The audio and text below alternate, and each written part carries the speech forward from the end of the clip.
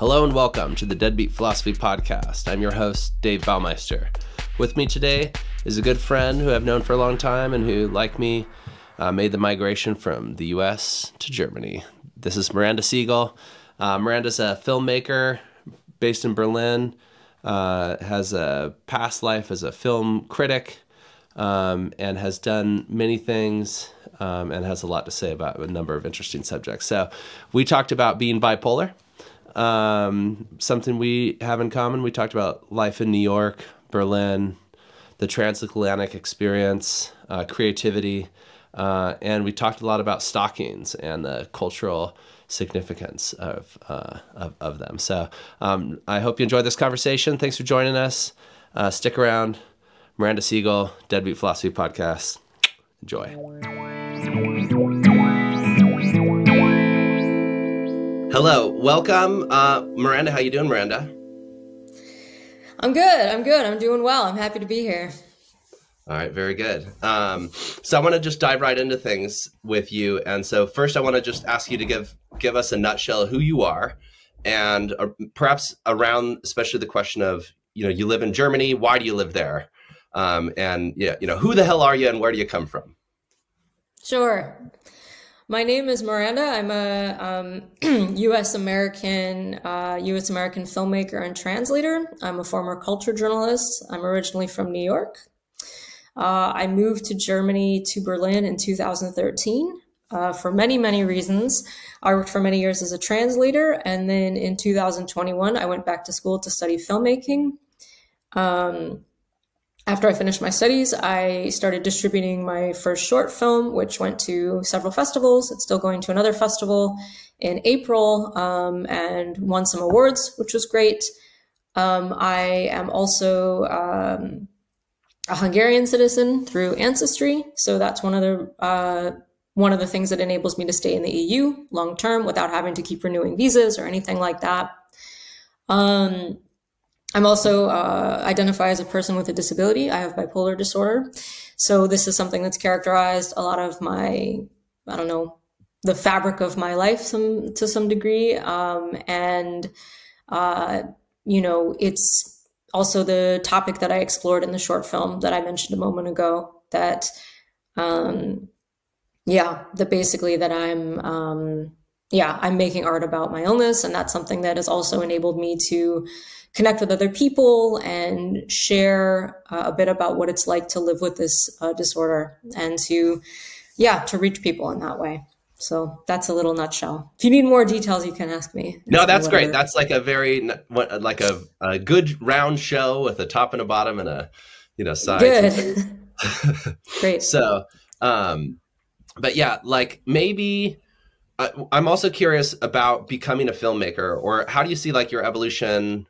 Mm-hmm. As let's first start maybe as an artist, and then I also do want to talk about bipolar disorder because that's something that we share and that Sure. I think we should talk about together. But maybe like narrate your journey into filmmaking. Sure. It's kind of long. I'll see if I can shorten it a bit. What was the salient, like as if you're scripting a film about your filmmaking. Yeah. Sure. I've always been very interested in storytelling from the time I was very small. So just listening to stories, telling stories, sort of the power of a story, how they could just change my emotions, change my physical state, change my mental state, change my life, just from hearing good stories. And I used to want to be an author when I was younger. And then when I was 12, I saw an amazing film called Welcome to the Dollhouse by Todd, which made me want to be a filmmaker. And I went to a lot of filmmaking summer schools when I was a teenager. I studied film theory at college in Ohio. And then when I graduated from college, I didn't want to think about film anymore. I was like, it's too much money. It's too many people. It's too much chaos. I want to be a journalist. I want to go be a writer. I want to tell stories that way. And I ended up in culture journalism writing about art and film. So kind of made this weird loop back into what I was interested in. And after 5 years of covering festivals and writing film reviews and interviewing directors, actors, musicians, all these types of, artists and film people, that I realized that it was getting a little old talking about other people's work or their process or their inspiration. Like, I just kind of started to get frustrated with it because I felt like I had a lot of stories I also wanted to tell. I think that's the case with some people who work as culture journalists. I think some of them do want to make a transition somehow to filmmaking or creative output of their own that's separate from writing about people. Not all of them. For me, that was very much the case. And I moved to Germany. I was working as a translator for a very long time. And then during COVID, this was kind of a weird thing, but TikTok kind of blew up. And I was never on TikTok. I was never using TikTok, but I saw all of these young people making little movies, and it really started shaking me up. I was like, why is this making me so envious? All of these like small movies, small stories that these kids are making. And at the time I was doing a book called The Artist's Way. It was my second time doing it. I've actually never finished it because usually about 4 or 5 weeks in, something clicks and I don't need it anymore. But I was doing The Artist's Way, and I don't know if you're familiar with that book. It's by Julia Cameron, I think is her name. But it's a very famous book about unlocking what you really want of your life, you know, especially if it's like an artistic pursuit. And it has like a certain sequence. It's almost like a certain sequence. It's 12 weeks long. Like a self-help book or like a it's kind of a self-help book. It's kind of like if you have artistic inclinations but you're blocked in some way, that something is stopping you, and this could be external or internal. Like maybe the people around you are like, no, you don't have what it takes, or you could never make money doing this. But that's so competitive, you know, or internally you're like, maybe you have history of people telling you that you're not creative, you know, or that your ideas are bad, or that no one cares what you have to say. And working through those blockages, whether they're internal or external, and coming out the other side sort of with this sense of like, I can access my creative self easily, and I can make this into my life, you know? And I think that it's a really powerful book. So like I said, I've never actually finished it because I haven't needed to, you know, like I said, 4 or 5 weeks in, I'm like, okay, now I know what I want. Sure. Prior to doing it the second time, which is the time I'm talking about now, I made a music video. I made a few music videos for my best friend. She's a singer and a musician. And the one I made in 2012, what's their name? You want to tell us? Yeah, her name is Paoro. She has a new album coming out soon, actually, I think in April. Okay. She's amazing. We've been friends 29 years, and we're actually going to hopefully make a video together again this year from her new album. But yeah, like I just had this feeling after making these videos for her in 2012, 2013. I'm like, I'm a writer. I'm not a filmmaker. I'm not a visual thinker. I should be writing. And I was working on screenplays for a long time, and screenwriting is kind of depressing. For me, it was, at least, because you have this blueprint that you're making with characters, and you're pouring your soul and often hundreds of hours into writing a feature script, and it might never get made, you know? So if like you're saying, like you're recording music in your bedroom with your guitar and your voice, like, you know, if somebody's doing that, then even if they don't get some, you know, even if they don't blow up, they at least have something to show people, you know, they at least, here's a song I wrote, here's a song I recorded. But if you write a screenplay, you don't really have anything to show people because it's a blueprint. It's not a finished work. It's not like, and I was getting into my mid-30s and I started having these, but that kind of, the screenplay doesn't come close to being shareable. So it's in the same way as if it were a finished work. Exactly. And a lot of people aren't used to reading screenplays. So it's not really a form. Like, I'm sure there are people out there who love reading scripts, right? But most people who read scripts do it because they're studying filmmaking, not because, or they're studying writing to make a film. They're not just writing a screenplay to write a screenplay. Like, that's not really how the form works. And I was getting into my mid-30s and my late mid-30s, I don't know, maybe 35, 36. And I started having these seisms where I'd wake up in the middle of the night and I was like, I'm not doing what I want to be doing with my life. A seism. Like, you just wake up and you're like, you know, when you're 19, you know, and you're like, and I want to do this when I'm older, and this and this and this. And maybe you have all these ideas of things you want to do. And then you get to be 36 and you're like, wait a minute, I'm not going to get to do all those things. And I might not get to do any of them unless I act, unless I change something, right? And then this was happening to me quite a lot, where I was really starting to feel like just this doom. I don't know, very mortal, very limited. I was like, I don't have forever. And then through doing this book, I was like, wait, I want to be a filmmaker. That's what I've always wanted. And it's just so many other things got in the way of that. My own belief about myself, maybe responses I had from other people at certain points. And I realized this is what I wanted to do. So I started looking into schools. At the time, my husband and I were actually trying to have a baby. And then I just said, I can't do that. Like, I'm not ready to have a kid. I need to go back to school. I'm not going to be happy unless I find creative fulfillment. And I went back to school in 2021. And I did 2.5 years of school. So I was only going to do 1 year, but I stayed a little bit longer just because I felt like I was getting a lot out of the program. And my second year in school, I got really sick. And I had a bad bipolar episode in the autumn. And I turned it into a film with the support of one of my professors that, he has taste that I knew my film could kind of, that I knew he would like my movie. You know what I mean? And I think that was really helpful. And kind of, even though my work was like very much in terms of production, a one person, like I filmed it, I edited it, all these things. I ended up hiring a composer and a sound designer because that's not stuff I can do on my own. But doing it within the school setting, even though I wasn't using school equipment or working with my classmates, doing it in the school setting was useful, A, because it was an assignment we were given to make, a film about ourselves. And it just happened to coincide with my bipolar episode. And B, because I knew that my professor would be open to a film like this. Because I know a lot of, I showed this to a friend who went to an American film school, US American film school, and he was like, you would get thrown out of school for making a film like this here. So I thought that was super interesting, but that also made me feel really fortunate that I was studying here where maybe things are a bit more open. And that I had a person kind of in charge, a supervisor who was supportive of what I was doing. And is that like, what would make the film controversial in the US, or like, what would you get in trouble about it? So what the film shows, so from the time I was very little, when I would get stressed out, I would throw up. And this has been some of my very earliest memories from the time I was 5 years old. I remember going to summer camp at like 6 or 7, and like they called me like Princess Weak Tummy, like it was like what a weird name to call a kid. Like, isn't it a weird name to call a kid like some, like, I don't know, Rapunzel with a weak stomach or something? Princess Weak Tummy. And like when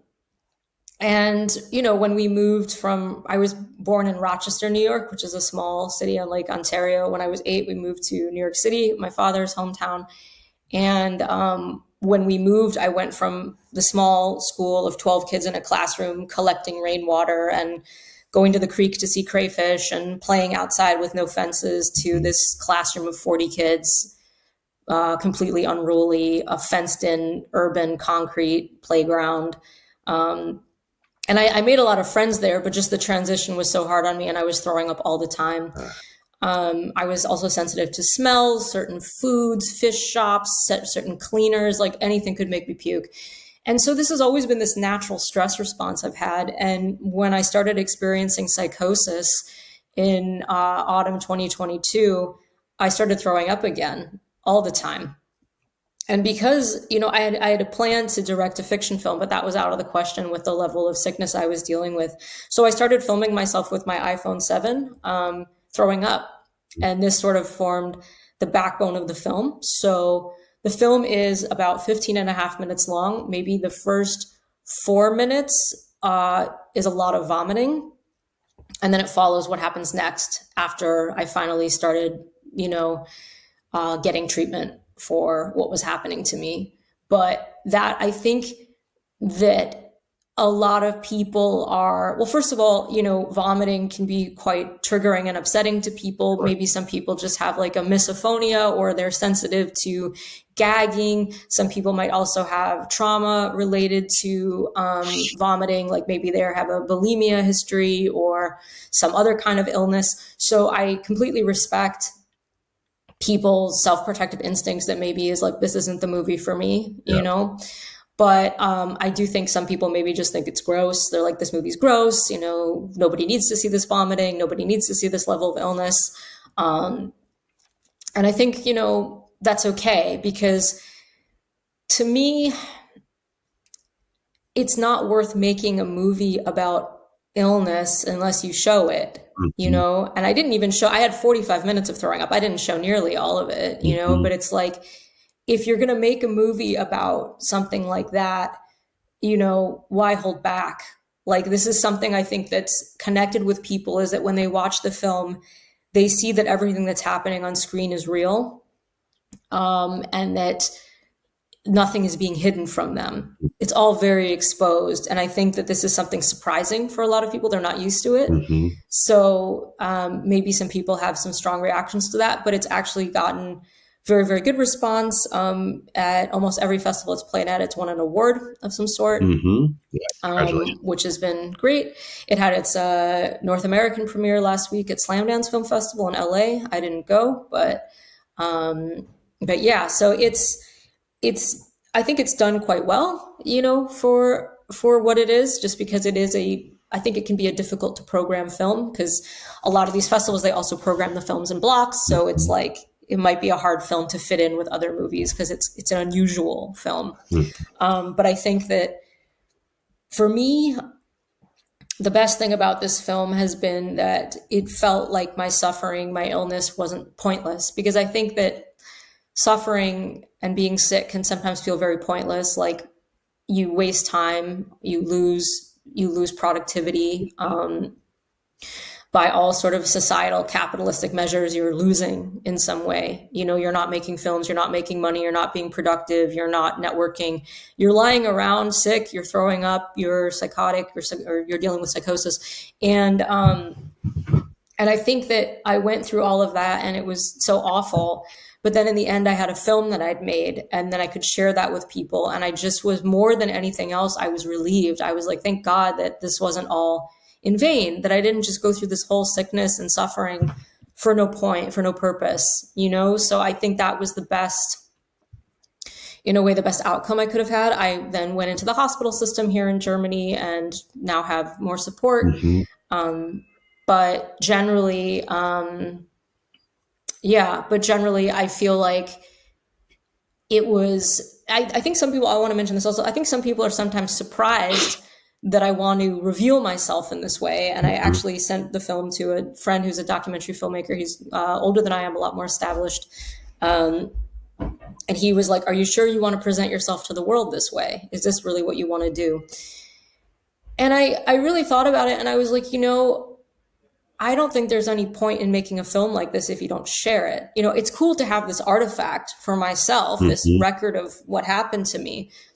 But yeah, and maybe for your family and friends as well. Like there are people who know you as a person who can appreciate it, knowing you. But so there's like a line then between that and then sharing it with people who don't know you personally. And what does it do as an art object, and intervening in the discourse around bipolar disorder and mental illness, not just as a filmmaking object, but you know, I know you see it that way as well. But so yeah, what was your rationale to that friend who kind of, it seems they at least suggested that, well, maybe just keep this private. You know, I've heard that of course, you know, in a number of different areas, people making that sort of turn when it comes to mental illness. Maybe it has to do with, you know, the stigma. Stigma, that it maybe makes you look a certain way, that maybe it makes you look like, I don't know, chaotic. But you know, bipolar is a chronic condition. You know, you can manage it with medication. You can make certain lifestyle decisions that kind of make it a bit less, that can kind of tone down the, what's the word? And I've been speaking about this so much in German, I'm forgetting the English words. The ups and downs. I forget what the word is, Schwankungen, that you can you can ease that somehow, but you're never going to really get rid of it. And so because bipolar is going to follow me till my dying day, why not make art about it? Why not be honest about it? Why not advocate, you know, for people with this illness or other disabled people? Mm-hmm. The other thing, the other reason I felt like I should share this film, you know, and distribute this film, because no one forced me to do it. My professors encouraged me because they liked the movie. It won a distribution prize, and that made it easier to send it out. Mm-hmm. But I think one of the main things was that I'm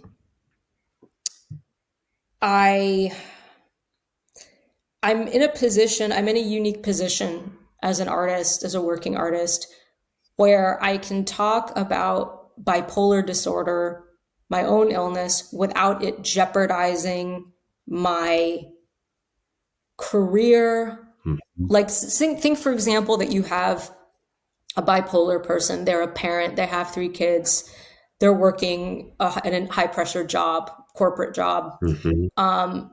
And they're not necessarily in a position where they can talk about bipolar. Yeah. Because maybe they mention it and their boss is like, oh yes, of course, we accommodate you. But then it's time to promote somebody. Mm-hmm. And in the back of their head, they're just thinking the other candidate, even if they're not actively thinking, oh, it's because candidate A is bipolar, mm-hmm. just that bias of, are they really going to be reliable? I'm going to pick candidate B. Yeah. And that's something you can't risk if you have kids and people to support. You can't just go around sending around videos of yourself throwing up, and then, you know, maybe that makes your workplace look bad, or makes your, you know, if you're in a client facing position in real estate or something. Like, this is not something that every person is in a privileged position to speak about publicly. Sure. But I am, because this is how I've set up my life, you know, and for that reason, I wouldn't say it's an obligation, but I definitely feel more kind of like, look, if someone's going to talk about this topic publicly, why not me? You know, I'm not really, I mean, there's always some risk involved in showing yourself this openly, but like, it's not the same, you know, it's not going to create, in the art world, people kind of expect people to be making personal things, personal artworks. A lot of artists like Yayoi Kusama, she like lives in a mental hospital, I think, in Japan. You know, it's like, it's not unheard of that you have this kind of illness. And I think people do speak about it more openly than in other types of work and other types of jobs. So and one of the other things I've noticed is when I show this film, almost every single time afterwards, I hang in the lobby, just like, what's up, you know? And people come to me and they start talking about, you know, oh, my brother's schizophrenic. Oh, I was depressed. Oh, my sister's bulimic.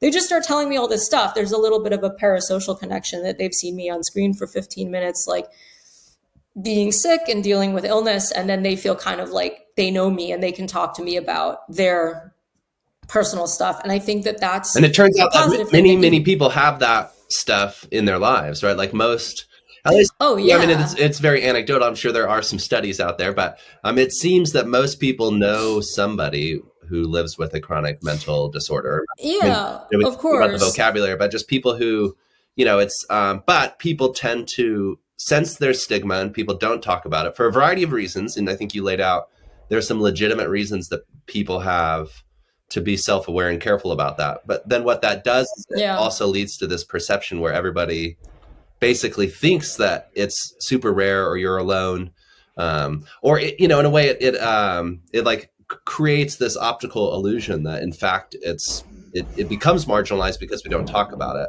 Whereas in fact, if we talk about it, we'd realize it's not in the margins; it's actually quite mainstream. Yeah, it's more common. So I think that that's a really good point. I think that that's something that is really important to me, is that we're not going to move forward unless we're talking about these topics openly. So I guess it's for the common good in a way. It's like a film like mine hopefully gets people talking about illness, thinking about illness, reflecting on illness, maybe also getting psychiatric help. Maybe it also in a small way can influence, you know, ripple in the pond style.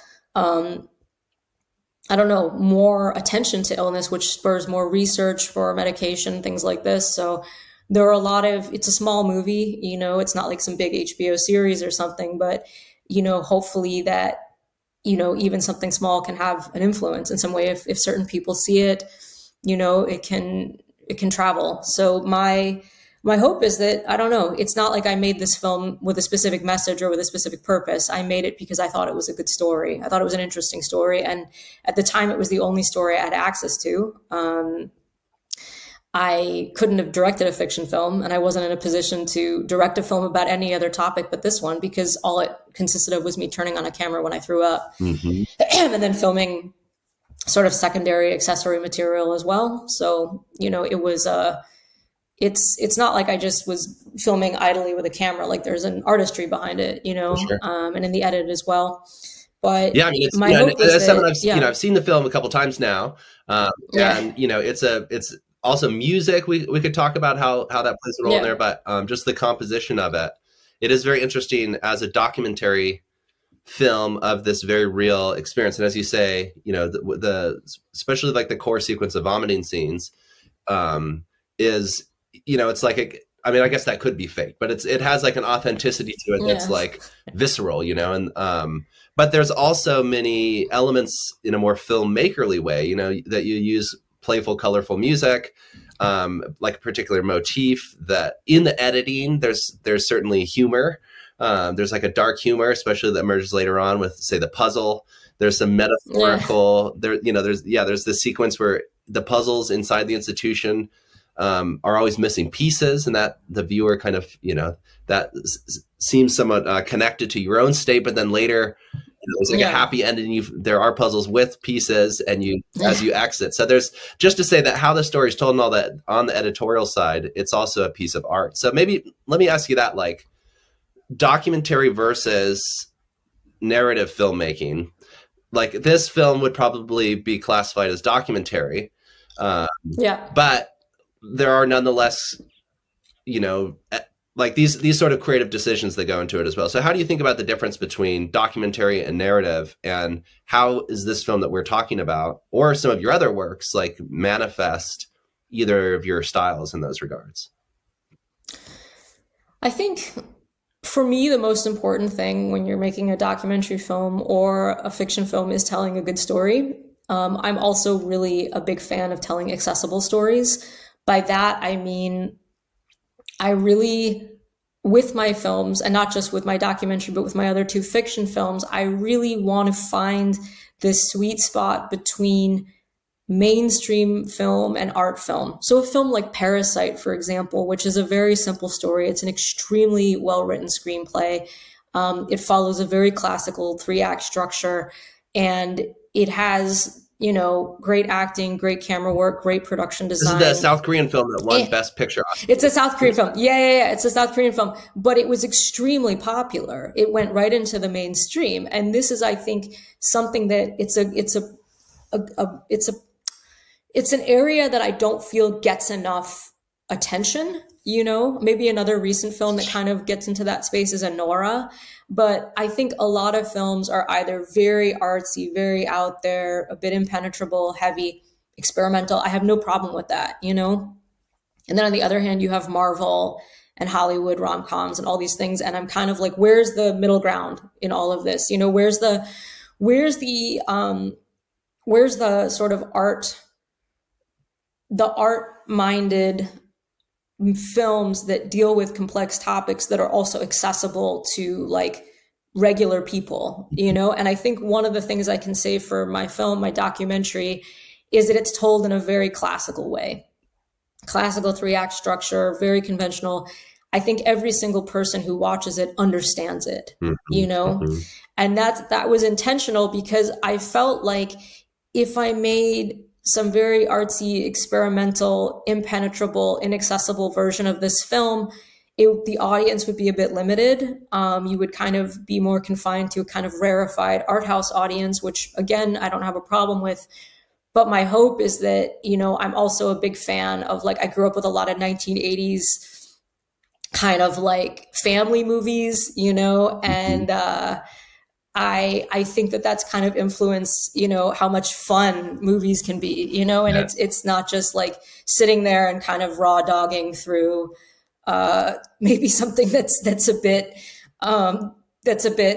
too experimental, you know, and I've seen some films that are a bit like, you know, I don't think there's anyone in the audience who comes out of the film and says, wow, I understood that film, you know, and maybe that's by intention. And again, I'm not here to knock experimental cinema, but for me, I really love when a film can bring in a wide range of people, but also have something meaningful to say and have high artistic values. So this is a principle that I think guides everything I make and everything that I get involved with. So other films, I also do what's it called, set design assistance and editing. So I've also edited other films, other music videos. That's what I was also doing for a while. So to me, it's very, very important to tell clear stories, accessible stories, scrutable stories. And whether that's documentary or a narrative, like this is something that I think is really important. That doesn't mean every single film has to be like that. But for me, I kind of see a gap there that, you know, hopefully, you know, in the future, we'll see more films that are kind of bridging these two groups in some way so that people can kind of experience more mainstream films that are maybe a little bit more, accessible, but also bring, you know, elements to the table that go beyond maybe Marvel. Or everyone always makes fun of Marvel movies. And I've actually, to be honest, I've never actually seen a single Marvel movie in my entire life. I think I've got like action movie dyslexia. Like when I sit to watch an action movie, I get so confused by all the stuff happening on the screen that I really have no idea what's going on. Sure. But I just want to say, I think Marvel movies, like the craft that goes into them, I mean, CGI, acting, costuming, makeup, all these things, like, I don't want to say, oh, they're just bullshit. Like, come on, they're also cinema. They're also art. So even if I'm not watching them, even if a lot of people use Marvel movie as kind of a shorthand for like worthless, expensive crap cinema, like, I don't know. I think there's room for a true cinephile, like, you know, in the full diet, you know, everybody you can have a little of everything. So I just want to make that very clear that I'm not being some sort of elitist about Marvel or mainstream Hollywood films at all. I don't feel that way. So yeah, no, I like that, you know, and like there's something to be said for letting all flowers bloom, you know, like and I feel that way in philosophy as well. And so maybe let me pivot right back, maybe quickly first to the bipolar issue, and then I want to talk more about the arts and creativity, and I want to talk about New York and Berlin, perhaps. But on the bipolar issue, because that's, you know, as somebody who also has bipolar disorder, who you know lives with that diagnosis and that phenomenon in my life, and now I'm starting to, you know, work on it philosophically a bit more, and writing about it in a way. So similarly, like I haven't published anything related to that, and I feel that in my previous academic career, there is a certain stigma, or at least you can't be too careful. Jobs are hard to come by. When you're earlier in your career, you need, you kind of benefit from people you don't know thinking well enough of you to invite you to something, or, you know, review your paper well enough and things like this. So there's a lot of incentive to kind of present as non-controversial as possible of a personal character, I guess, in some ways. But there's just inherent stigma that comes along with it. But now I am kind of freed from that as well. I'm living like a para-academic or maybe post-academic existence. And also it appeals to me what you said with regards to that if you don't speak about it, who will, in a way. So it's almost like if you have the ability to, then it seems wise to do so. But my more philosophical question with you, because now as I'm starting to explore it for myself, that my question is, like, do you understand bipolar as strictly a negative aspect in your life or contribution?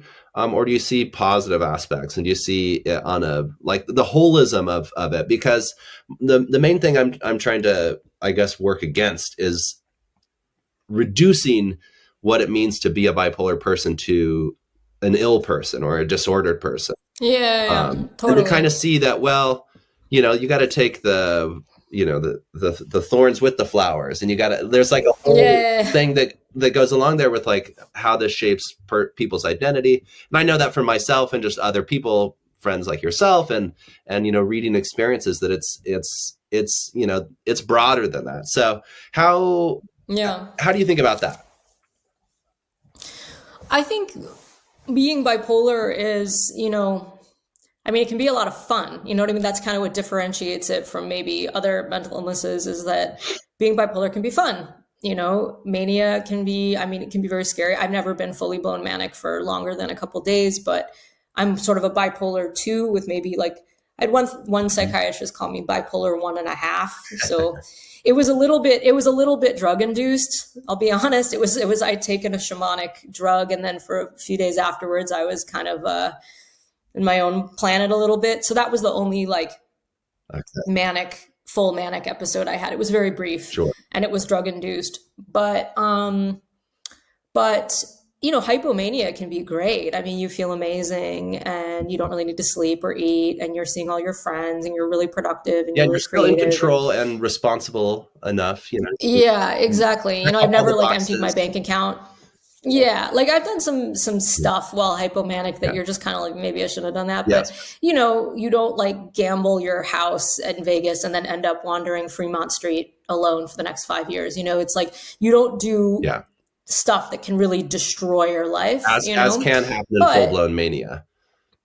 Right, exactly. I mean, I'm sure there are people who are hypomanic who might be like, no, I just drive my life while hypomanic. And, you know, everybody has their own experience. But I think generally mania is seen as a lot more dangerous than hypomania.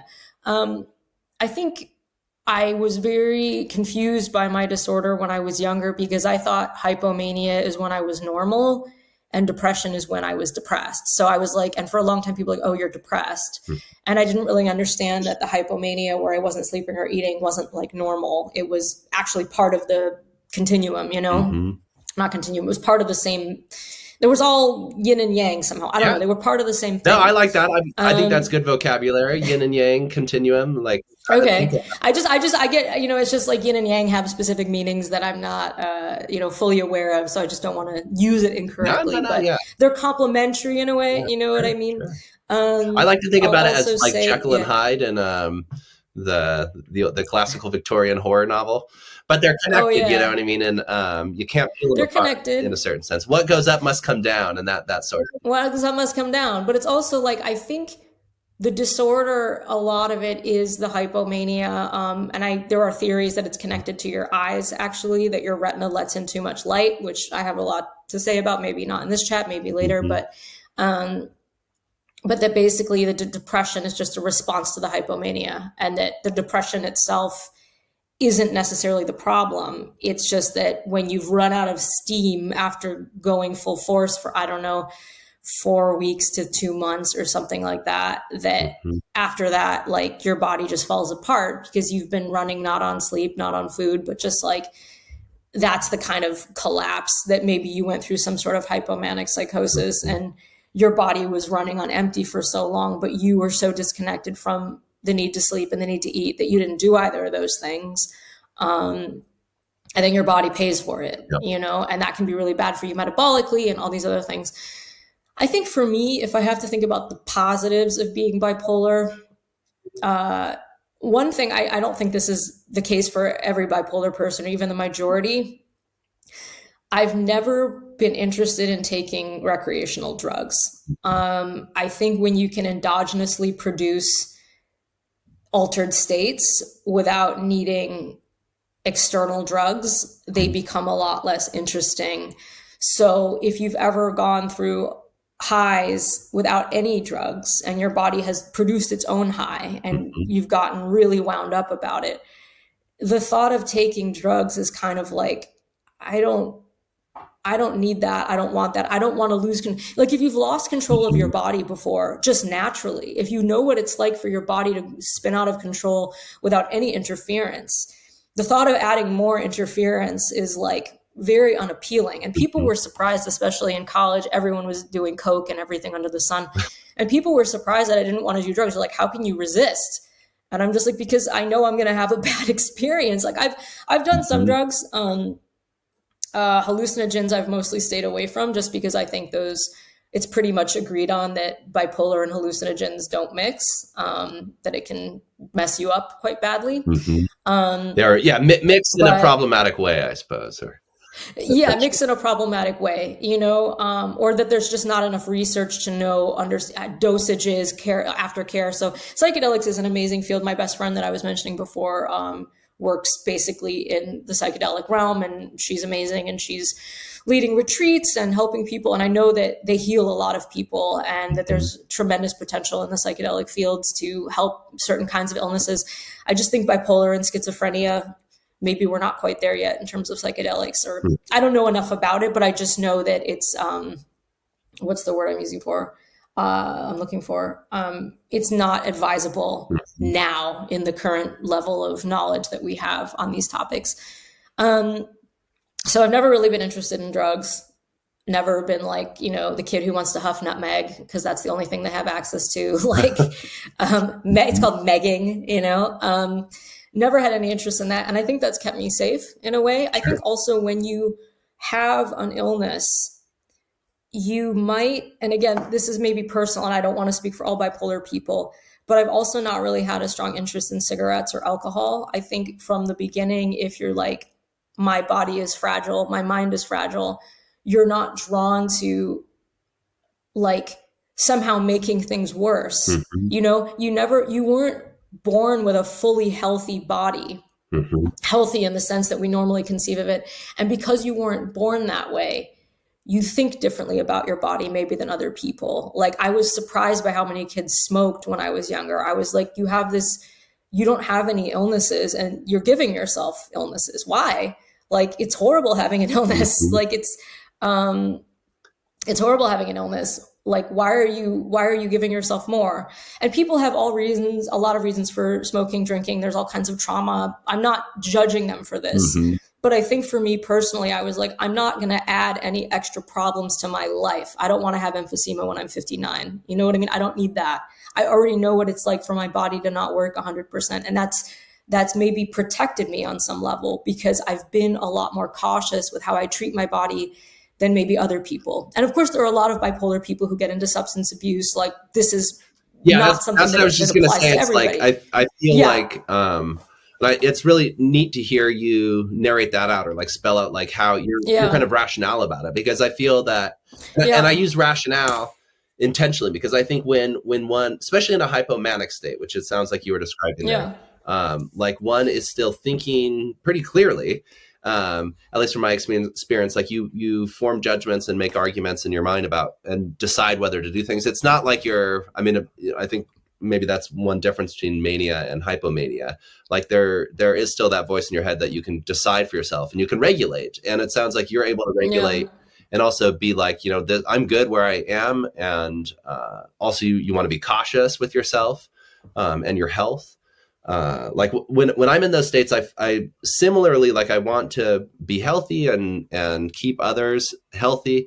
But I also, and there's like a certain sense of like, well, why the hell not? You only live once. That, there's a certain kind of easygoingness that can come with things as well. A certain, and a certain maybe disinhibition or permissiveness that can go, obviously that can be a very slippery slope, and that's people can go on spending sprees and a little bit like in hypomania, it happens to a lesser degree than mania, but just this, you're kind of there's a certain openness to new experience, I think as well. Yeah, for sure. Which can manifest in different ways. And I think in more or less self-destructive ways and such, but. Yeah, definitely. One thing I also want to just quickly say about alcohol is I think there's a genetic component to it as well. My mother and my grandfather never had any alcohol in his life. My father didn't really drink. My mother and brother don't drink at all. Like for 3 adults to like be complete, I hate the word teetotaler because it's just, I don't like having to identify myself against what's considered the norm. But I think, do you drink tea? I mean, I don't know if you actually. I don't even drink caffeine. I don't even drink caffeine. That fucks me up too. If you're bipolar, caffeine can also induce hypomania, I don't even drink green tea. You know what I mean? Like, so for me, like, I just think there's also like this component where it's like my body just rejects it, maybe even separate. My mom and my brother aren't bipolar. So there's also maybe that component to it. So I don't want to say the whole thing is a bipolar disorder thing. There's also it could just be my body is like, I don't need that. I'm good. Sure. The other thing about bipolar that I think. Here, Miranda, do you want to take a break or do you want to keep going? We can keep going for a bit. Okay. I'm in the flow now. I'll tell you when I need a break. Is that do you need a break? No. Yeah. I'll just get my water here and drink us. But yeah, continue and then. Yeah, I forgot about my water. Yeah. Hang on. We can take like a quick water break and then.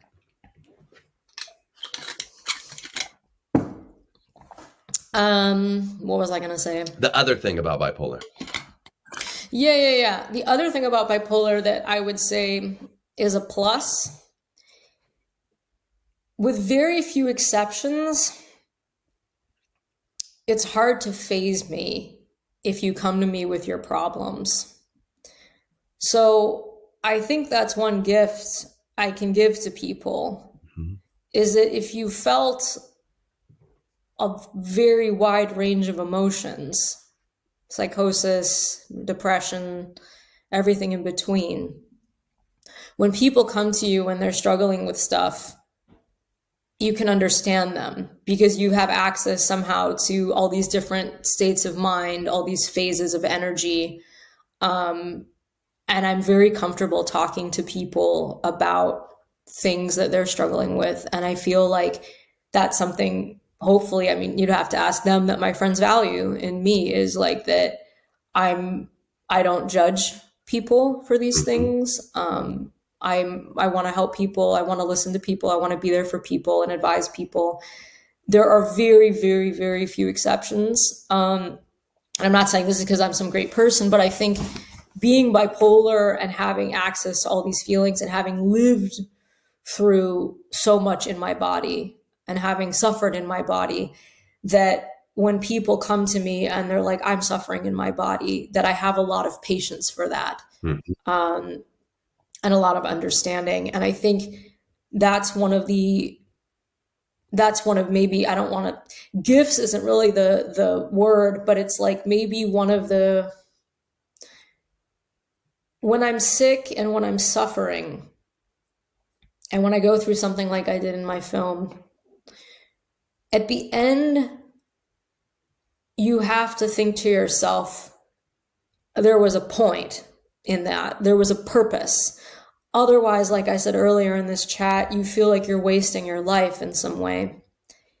And when I can help people and listen to people and connect with people on this topic, I don't feel like I've wasted my life. I don't feel like my illness has been a waste of time. Okay. And that is one of the things that keeps me from feeling complete and utter despair over the situation. Because being able to bring people out of their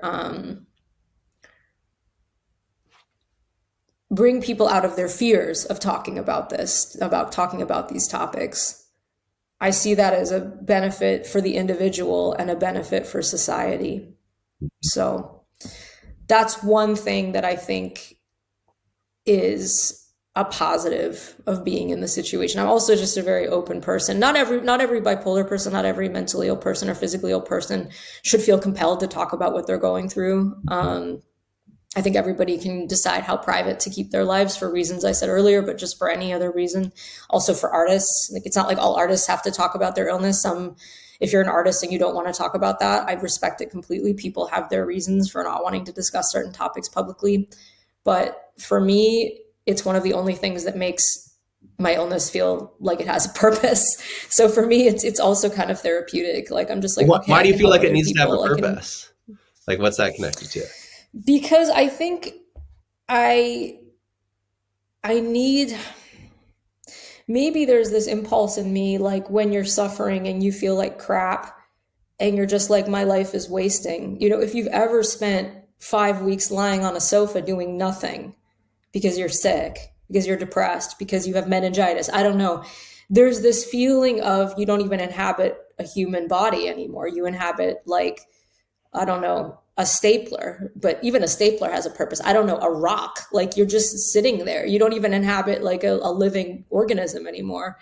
And when you go through something like this and you've experienced this feeling of death in your own body and limitation, you kind of, this sense of purposelessness is really what influences a lot of this depression.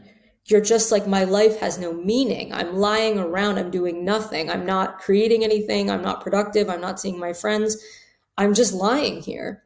And I think when you've lived through that, there's this feeling of when you've lived through that, there's this feeling of, I need to turn this into something, or else it's too depressing to even confront. So it sort of alleviates the depression. There's a therapy in that somehow, a therapy in sharing, a therapy in being able to process this maybe publicly or with other people in your friend circle, or just even with strangers. People sometimes are like, send their friends to me who are suffering, and maybe she can help talk to you or help guide you through this.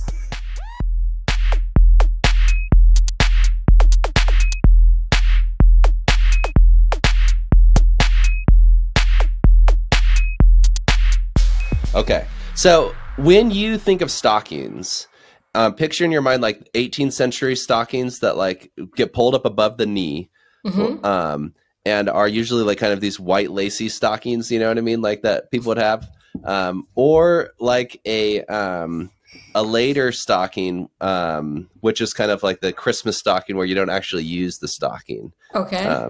And like, what's your view of I don't know, do you use stockings? How do you think of them? I met a guy once on OkCupid. This is in like 2011. And he was like a local guy. I was 27 and he was maybe like, was this 34? In New York, or where were you living at the time? This is in Brooklyn. This is in Brooklyn. And he was like, whining about being old. He's like, oh, I'm just so old. Oh, I'm 34. Oh, and I'm just kind of like, bro, leave it. Those right? Old ass 34. But you know, I was like, all right, why not? You know, he was good looking, and he was like, you know, asking me if I had stockings. Right? He's like, you have stockings. You like being little naughty secretary. You know, all these things. And I was like, all right, I can maybe get into this. You know. And I went to work, and I was wearing like a hoodie, and I don't know, I looked like my squirrely self. And, you know, we were, I guess, texting from my office, and he's like, are you looking like a little nasty office worker? And I just sent him a picture of myself in my hoodie, just looking like total gunk. And he was like, oh.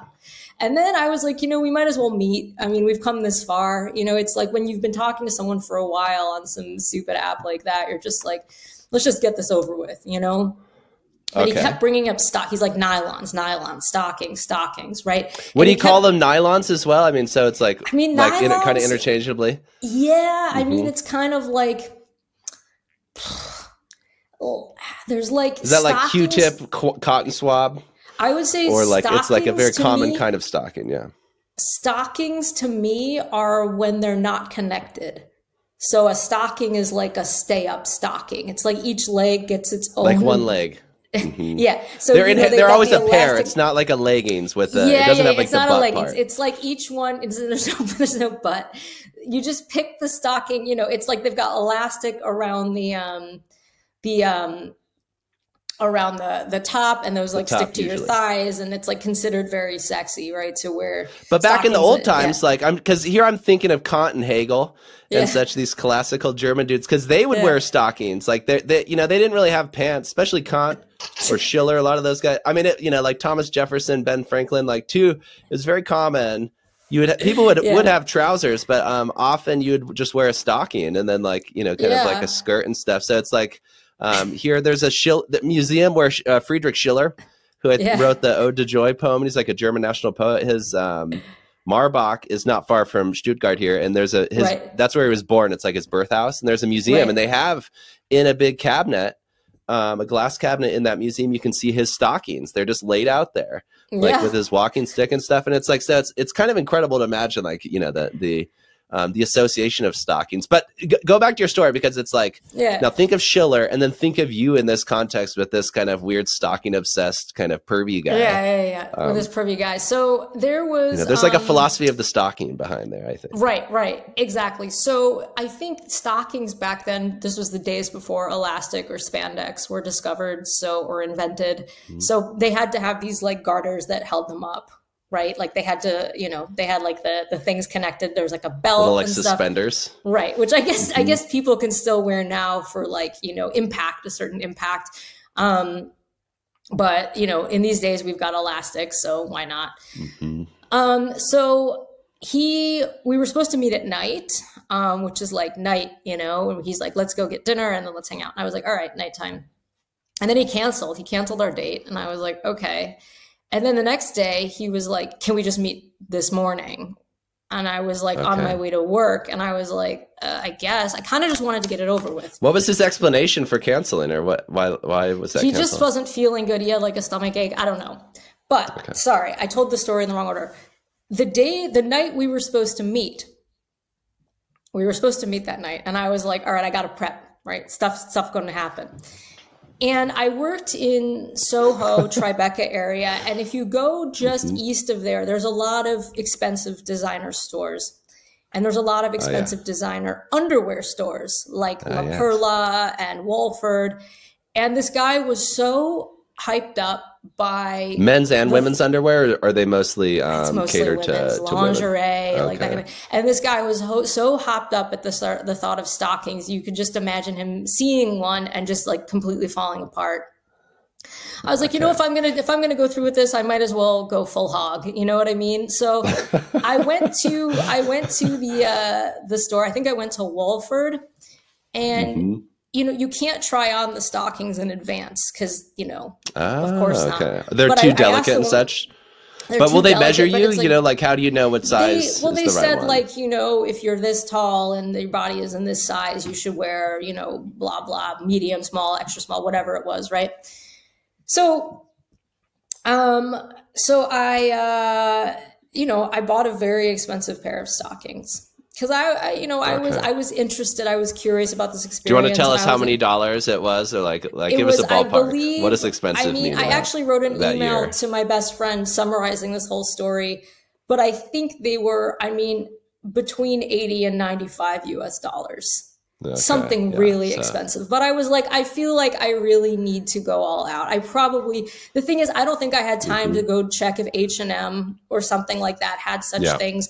I had to, like, I was already at work, and during my lunch break, I was like, I know these stores are there. I was kind of, well, they were probably very high quality, right? I mean, you know, it's like, if you buy, you get what you pay for. Like, those probably last a long time, you know. Exactly. Why not be, that's more sustainable, you know? It's, you know, exactly. I don't know if they're ethically sourced. Like the wool, you know, came from happy sheep somewhere and such, you know, or something. But I got these ones that were kind of sheer, and I was ready to go. I had them packed up, and I remember the woman and I talking about sheer versus sheer and the two, you know, the benefits and cons of each. Then the guy canceled, and then he said, "Let's meet tomorrow morning." He wrote me that morning, and I was like, "Well, I might as well bring the stockings with me because it's morning, but you never know, right?" And I went and I met this guy. It was like 10 a.m. And I went and I met this guy at some park in Brooklyn. I think I was like maybe near McCarran Park, something like that. I just got on the G train and went up there. And we got there, and he was so shy. He was so shy. And I was miserably trying to make conversation with him for like 45 minutes. And at a certain point, I was like, the stockings might have grown angel wings and just flown into the sky, because there was no way they were going to see the light of day that day, you know? So I was so he didn't bring up the stockings in that conversation or anything, or it was, no, I mean nothing. And I was like, you know, he knew what I looked like. I mean, we'd exchanged many photos, and I wasn't lying in my photos. We had full body photos, everything. So I looked exactly the way I look, you know. Do you think he's the type of person who, like, he's just more comfortable texting, and like, then like when you meet someone in person, it's like he's like a digital, you know, it's like you can interact with. I mean, that, you know, a while back, I know there's people like that, increasingly so, right? You know, or what was up there like? I think he was very self-conscious about his age, which now that I'm 41, I'm just like, bro, you're out of your mind. You know, but people age differently. Maybe at 34, maybe he'd been like young in his 20s, and now at 34, he was like, falling back pain. But he was really grumpy about his body. And I was like, okay, you know, like, got some issues there. I get it. So he had some hangups about that, but like, he literally was asking me nothing about myself. Like, it was so crazy. I was like, are you the same person? And it was like maybe But was the same person? Is there a possibility? It was the same guy. Not? It was the same exact guy. We'd exchanged many, many photos, and not just like artistic, like hot photos, but like we'd been talking for like a good 4 or 5 days, and it's like, here's me in my couch, here's me eating my breakfast, here's me in my office with my hood up, like, just like casual photos, not just like hot photos we'd taken at one point 6 months ago where we maybe looked a little hotter, and then we're sending those instead. Yes. Like, no, we were sending current, up-to-date photos, but it's like, it was so awkward. Like the sun was really, really bleaching us. It was April, so it was kind of cold. And then we were just sitting there, and I was like, should I tell him I brought the stockings? Well, that kind of you brought them. Okay, but you weren't wearing them. I mean, like, no, I brought them. I was like, I brought them. I was like, maybe we go to his house, and then I'm like, okay, give me a moment, and I wear the stockings. Nothing. I was like, the moment I sat down with this guy, I was like, these stockings are not getting worn today. And okay, so that's when you kind of decided you didn't want to go any further with this. Like, it was off-putting. It was off-putting. It was off-putting, but it was also like the feeling of not clicking with somebody, like immediately not clicking with somebody, is kind of, it sucks. I don't know if you've had that before. Like, I don't know if you've gone, even if it's not a date, you've met someone for some, chemistry meeting to see if you guys should work together or not. And it's at the chemistry lab. Exactly. Yeah, exactly. Yeah, exactly. Project, yeah. And it's just like you see whether or not there's a vibe, or whether or not, it doesn't even have to be sexual, but whether or not you're getting along, and, I've gone on, like, I've never really dated, but I've met up with people where it's like we had a lot to talk about, but maybe there wasn't like, a vibe, but it's like I had fun, and sometimes you can enjoy that. But with this guy, it was absolutely just a fucking hellscape. And I was like, this is miserable. This is a miserable way to start the day. Like, I'm on my way to the office. I got to the office at like, I don't know, 11:15, which is acceptable. Like, it's fine. Nobody asked me like, where were you? Because it was just, you kind of rolled in and out as you wanted at that kind of place. But I just remember feeling so misled and so angry at him, like for wasting my time and for wasting my money. I was like, and then of course you couldn't take them back. The tags were, you can't take them back because I'd taken them. What happened is when I took them home, I guess if you don't open the package, but I opened the package to try them on to make sure they looked good. And I just put them on and off. I didn't like wear them around the house, but it's like now they were the cat was out of the bag, the toothpaste. The genie's out of the bottle there. The genie's out of the bottle.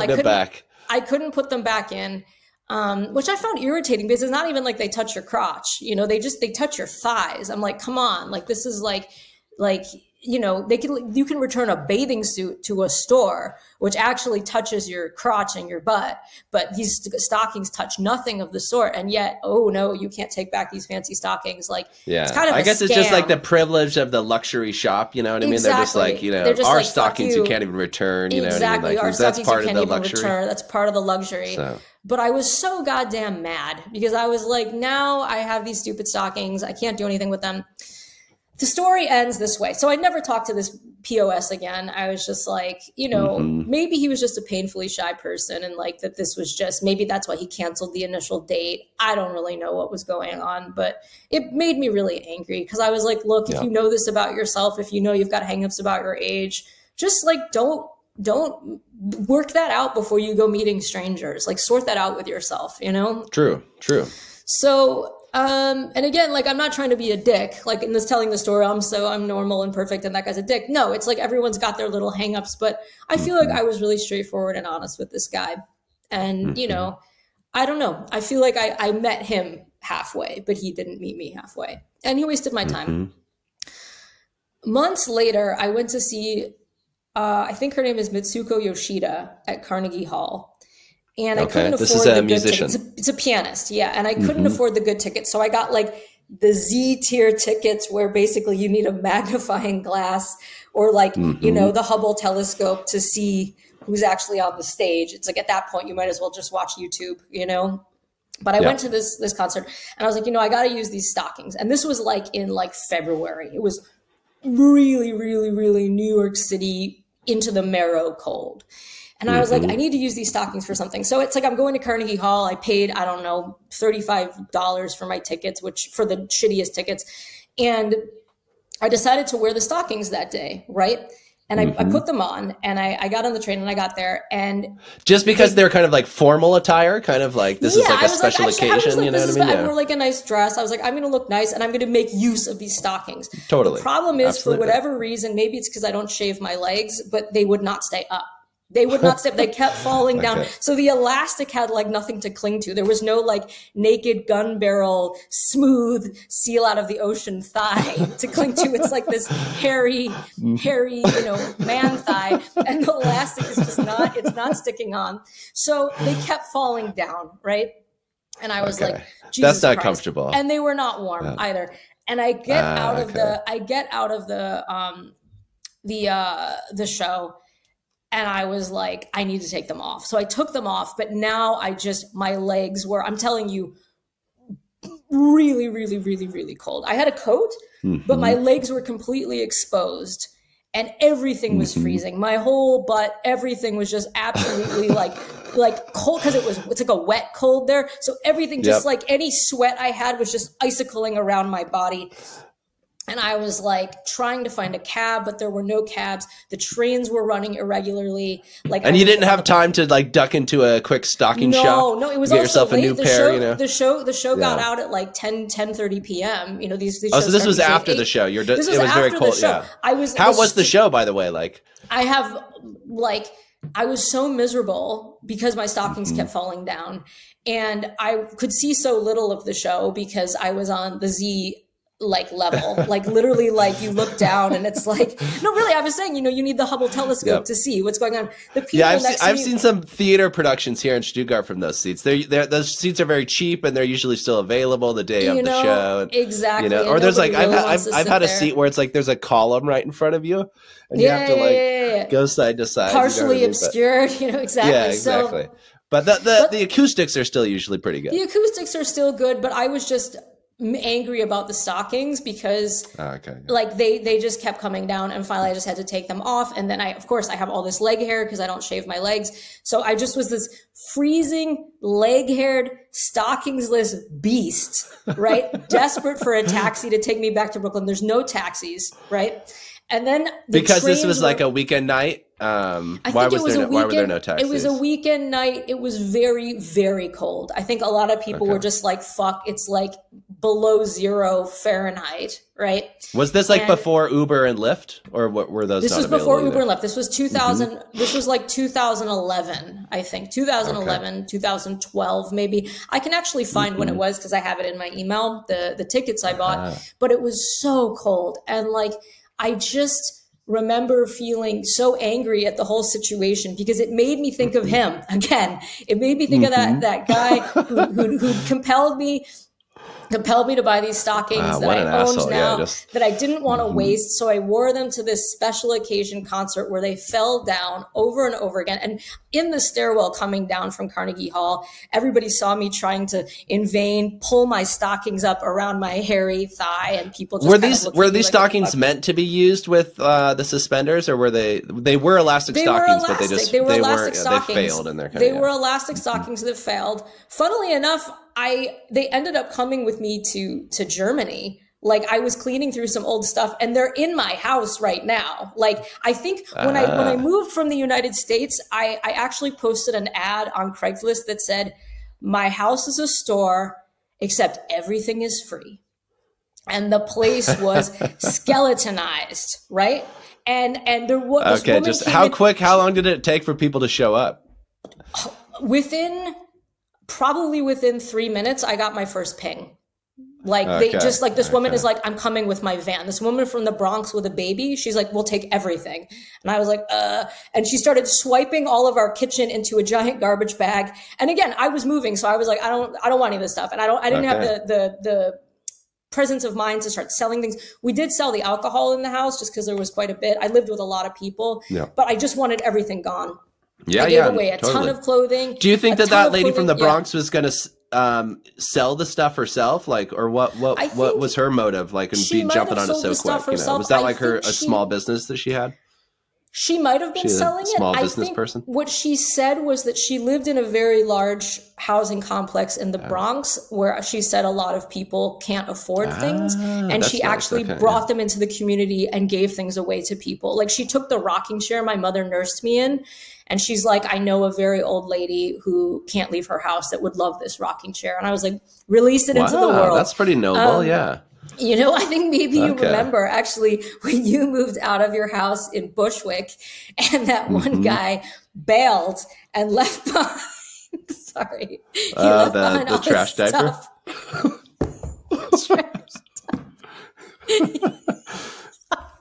You collected it into a trash diaper. And the moment you brought it outside, we went back in to get more stuff, and it was already getting picked through. Like it took 20 seconds. Yeah, you're right. Yeah. You know. Yeah, so for people listening, that was just like this guy. Like it was like a loft, and there was like a guy who lived in, and the two rooms were just like wooden rooms built into the loft. You know, with like no windows, very poor only insulation. Windows in the ceiling. There was no windows around the actual it was just like a ceiling window. But in any case, like someone lived in one of these like little wooden rooms and then just like left, and then the lease ended and nobody could get in touch with them, but he left a bunch of stuff in there. Like, I'm like, you know, there was like Bluetooth speakers and like some decent clothes. It was like a lot of trash, but also just like his belongings. So, and we didn't have much time. So the quickest way to get rid of it, we just spread a blanket out on the ground and then threw everything onto the blanket. And then you just lift up the four corners of the blanket and then tie that off at the top. Like a bindle. Like a bindle. You can hold it on a big strong stick or like a pole, you know, like maybe a rake or a pitchfork if you had one. But it looks like a big bindle or like a diaper, you know, so you just wrap it up and then you can carry it. Because it'd be a pain in the ass to put all that in plastic trash bags. If you're going to throw away the blanket anyway, you might as well use it. So it's actually, I've done that a number of times in my life when you just got to use the blanket and make that. But in this case, it was going to the trash. It was trash diaper, but went on the curb. And yeah, it's like people are like hyenas, you know. I don't know if that's like more in New York, but it happens. This may be a question here. It's like in Germany, here in Stuttgart, you know, you put stuff out, especially if there's a lot of traffic area. People pick through it. They take all sorts of shit. You know? Verschenken. We have zu verschenken. Yeah. Also, our neighborhood we live in Friedrichshain has a lot of, especially when there's a marketplace during the day, a lot of foot traffic. So if we leave something out, people often, I remember like I had been really sick. When I was really sick from throwing up, what I was trying to do is I was drinking these like Ensure, like old people goo drinks that just taste disgusting. And I had a lot of But it's like a meal, like a little, like a shot of a meal. Like it's like a shot of a meal. You usually eat 2 of them. But after a while they expired and I was like, I'm back to eating regular food. So we left them all outside and we watched. Some guy picked one up, drank it to kind of test, and was like, okay, and then scooped up the whole lot and carried them off. Like, it's edible food, you know what I mean? But just remembering him trying one of the berry-flavored ones and being like, okay, and then took them. So the thing is, like, I enjoy putting things back into the ecosystem, you know, of the city. And this was that's a good way to think about it. Yeah. You know, because there's no money needs to be traded. Forget it. Just take it. Yeah. So when I was giving away all my shit when I was in New York, and I was like just so divesting and disquiz. I don't know what the opposite of acquisitive is, but there must be somewhere the opposite of acquisitive. Disquisitive. Yeah, that's good. Let's say it. Yeah, disquisitive. I was so disquisitive. Like, get that shit out of there. Like, I had some like Lululemon yoga pants. I was like, take them. I don't want anything. Like, I really needed to pair. I could only go to Berlin with like, you know, a bindle practically. So it's like I really had one trash diaper. That's all you could afford. One trash diaper across the ocean. So I was really getting rid of everything. But somehow when it came to getting rid of the stockings, I was like, these are just expensive. I don't want to get rid of these yet. So now I have them. I've actually been going through old stuff and starting to either give it away or sell it. And I'm just like, maybe I can find someone to take these off my hands. I'm not going to get $90 for them. And I was annoyed because maybe they're like a vintage stocking. Maybe they have like collector's value. You know? The problem is that when you resell anything online, you have to have the brand label attached, unless it's like a really cool vintage item. So if I say these are Wolford stockings, everyone's like, fuck you. That's from Forever 21. I'm not paying anything for those. So it's kind of like, you know what I mean? Also, I just feel like you know, I don't know exactly if they don't stay on my body because of my leg hair, or if they don't stay on my body because they just don't stay on anybody's body. So I would feel weird charging money. You got to ask some friends or family members, you know, like to give them a try. Like give them a try. Exactly. Maybe Charlie should try mine. Yeah. Well, he's got leg hair too. I gotta find some hairless friend to actually be like, put them on. Right. So what I think I'll do, if you go on Kleinanzeigen, which is kind of like the Craigslist, I don't know if people even still use Craigslist in the United States, but Kleinanzeigen, which means like little ads, that's kind of the Craigslist of Germany, at least. Yeah. And if you go on Kleinanzeigen and you post anything for free, you will get rid of it. Guaranteed. Unless it's a big sofa covered in like urine, cigarettes, smoke, pet hair, like then no one's going to take it. But if you have any functional item at all, like scissors, right? Like a pair of like children's scissors. Free, that's what's surprising about it. Okay, someone will come just to get them. Within 5 minutes, somebody will be like, do you have the scissors? And some people don't show up, but like they'll come and get the scissors. Like someone's going to come get the scissors, you know, which is why it's actually advisable if you post something on Kleinanzeigen to often just post $1, because you keep out a lot of people who are just going to be maybe saying, because it doesn't even appear to those people's search. Yeah. Because people just search only free items. Only free items, right? And that's, I mean, I could see that, you know, like it's like a compulsive thing. Like before, when we were talking about bipolar and hypomania, like one way that manifests for me is that I start collecting things. Like, you know, I do collect things. You can see in the background a lot of these things I collected. And the guy who lived in this house who died, this was also stuff he collected. Theodore Herring. Exactly. Teo Herring. Yeah. We'll talk more about him in a future episode. Yeah. But that was like his electrician's board. But in any case, when things are free, and if you have time on your hands, like I used to love going to thrift stores in the US. And I had very little money, but I would like have like $10 for a Saturday or something. I'd be like, I'm just going to go out, you know, and I'd have some gas in my car.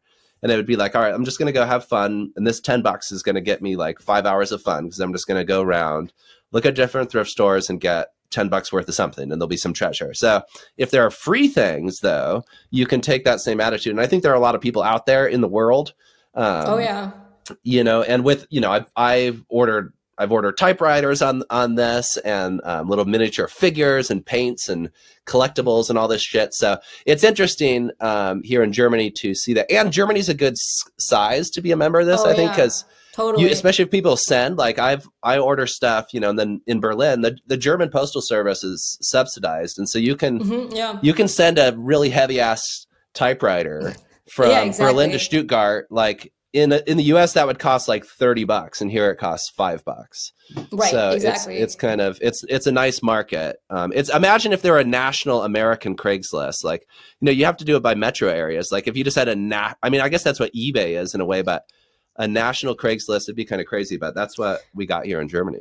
I mean, eBay, you can like, my experience, Kleinanzeigen is more local, but it is Germany-wide. So if you have a really desirable object and somebody in, I don't know, Marburg wants it, then they can also buy it and have it sent. But normally what I know is that like you post something here in Berlin and people in the neighborhood are going to come get it. You know what I mean? Well, I bet that Berlin is, you know, the metropolis. So it's like it's the metropolis. An ecosystem unto itself. Berlin is an interesting place also because you have a very large, like, it's not a wealthy city. There's no stock exchange here. There's no financial sector. So it's not like London. That stuff's mostly in Frankfurt in Germany. Yeah, right? Exactly. So it's interesting. Berlin is getting a lot more expensive.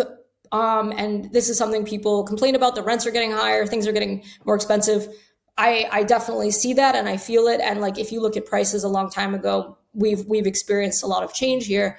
But coming from a city like New York, can't really compare. I mean, New York, even in 2006, let's say that's when I finished college and kind of moved out into the city, is way, way more expensive, twice the price of Berlin's apartments. So I really got used to extremely high rents. Berlin now, is that what you mean? Of Berlin now, of Berlin today. Yeah. I got used to extremely high rents, extremely high grocery costs, just extremely high cost of living in New York. And then when I moved here, I was like, everything's really affordable. But you don't necessarily want to say that all the time because people who live here have had to go through the city being much more It's been very reasonably priced. disruptive, you know, that. It's been very disruptive. I see what you mean, yeah. So because of this, I think because you do have, and also Germany is a place where I don't know what the Gini coefficient is of this country, but you don't have the same economic disparity here that you have in the United States. So I think people here and the level of inequality, like the hyper rich and the hyper poor that you have in the US. You don't have that. They're kind of both trimmed off, and like the social. I can't speak for it because I'm not on social aid, but, you know, at least from a medical perspective, like, you know, the care is there if you need it. The hospital is open to all. When I was hospitalized, there were people of I was in the public hospital. There are people of every socioeconomic background there, and everybody's paying the same amount, 10 euros a day. And I'm sure people who can't afford that, and of course there are people who can't, I'm sure there's some subsidy or something that can help them. Basically, like, they don't want people falling through the cracks, living on the street, all these things. Of course, you're going to have an imperfect system, and there are still going to be people dealing with mental illness, addiction, who are going to be on the streets, but it's much, much better here than it is in the US. I mean, the systems are not even comparable. This is a much better place to be a mentally ill person. It's a much better place to be a sick person. It's a more humane place. So that translates in many ways that you have people, they lose their job. They don't have to lose their home. They can be on state aid. They have unemployment benefits. Like, it's just, if you're pregnant, you get parental leave. Both parents get parental leave. So it's really so much more geared to helping people, caring for people. Just the social welfare system is a lot more robust here. Again, not perfect, but much better than the US, where I came from and what I'm used to. And I think that and New York in particular, you know, in terms of inequality, cost of living, difficulty. Yeah. It's like, I remember living in New York, and I I was a driver there. I'm from Colorado, but I had to like learn the hard way and like become like, in terms of driving a car. And then I got like used to, I would drive people around, like, like, it was like, if you have a car and the ability to drive, like, there's always somebody who needs a ride. But I got used to it. And then anywhere else I've lived, it has kind of seemed easy to drive. Like, even here in Stuttgart and European cities, which are very challenging with small streets and all this, like, I feel like that experience just kind of steals you in a certain way. And then, for sure. I mean, it works on different levels in different ways, but, so like, I guess that's like also, I'm interested in this question of the city, philosophy of the city, and like you're an urban person who's lived in cities. So maybe like my final question for you here would be, and then at the end, I do want to ask you for 3 media recommendations, which we'll end with. But my last substantial question, just like, what do you think about like cities versus rural areas in like your life? Like, are you like a creature of the city? And like, what do you, here's a philosophical question. Like, do you think people ought to live in cities, or is there something like inherently, beneficial or inherently like destructive, or maybe like inhibiting, with mental illness and a lot of things, people often point out that cities, there's a lot of opportunity for alienation there. Like it's a double-edged sword, you know what I mean? Yeah. So what's your attitude towards like the city? And like whether, like, imagine a future like 1,000 years from now. Would it be your hope that there are more people living in cities, and then we continue to like become more city dwellers, or do you think it'd be better if there are alternatives that flourished instead? I think always of like SimCity 2000. I don't know if you've ever played that, but they had these like giant self-contained, like, I don't know,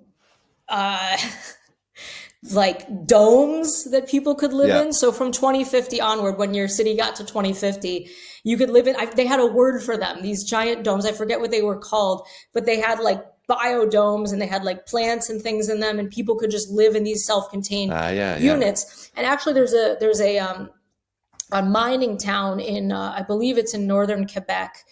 I forget the name of it, but where everybody in the wintertime, it gets to be -50 Fahrenheit or Celsius, doesn't matter. It's the same damn thing. -50, and everybody lives in this building and they don't leave. So it's like there's a gym, a pool, a post office, a supermarket, and everybody just lives in this one building. It becomes like a microcosm of the city, or like a microtropolis or something. Microtropolis, So my feeling is that in terms of cities, to me, I'm always, from when I was 8, I grew up in a suburb of a small city.